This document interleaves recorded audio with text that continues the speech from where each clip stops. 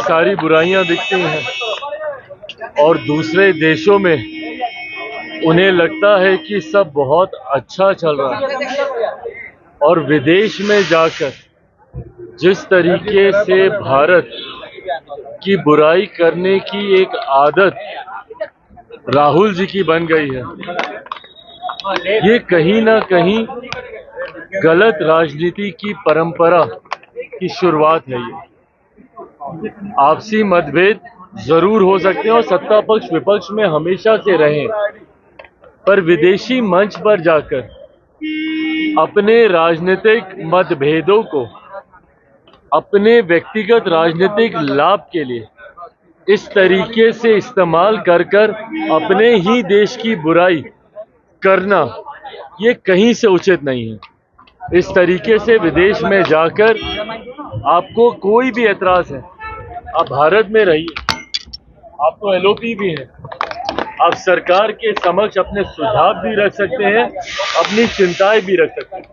पर इस तरीके से दूसरे देश में जाकर भारत की बुराई करना कहीं से उचित नहीं। सैम पित्रोदा ने कहा है कि बीजेपी करोड़ों रुपया खर्च करके प्रचार करती है, लेकिन राहुल गांधी ठीक उनका विपरीत है। और राहुल गांधी पप्पू ने वो उच्च शिक्षित है, वो किसी के विषय पर भी गहरी सोच रखने वाले। ये सारी बातें जनता के डोमेन में है, पब्लिक प्लेटफॉर्म में है। उसके बाद भी अगर जनता ने तीसरी बार लगातार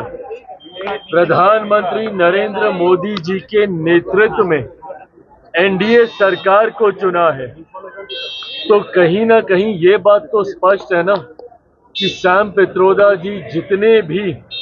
गुणों का उल्लेख कर रहे हैं राहुल गांधी जी को लेकर, कम से कम भारत की जनता तो उसे स्वीकार नहीं करती होती तो तीसरी बार प्रधानमंत्री नरेंद्र मोदी जी को देश का प्रधानमंत्री नहीं बनाती। लगातार, जो कि भारत के इतिहास में एक बड़ी उपलब्धि है, लगातार मात्र दूसरी बार ऐसा हुआ है जब देश की जनता ने तीसरी बार एक ही प्रधानमंत्री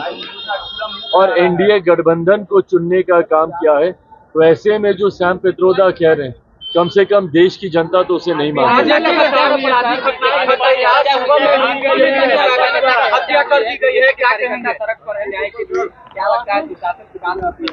देखिए, ये सब चिंता का विषय तो है ही। अगर इस तरीके से अगर हत्या दिन दहाड़े अगर कोई करता है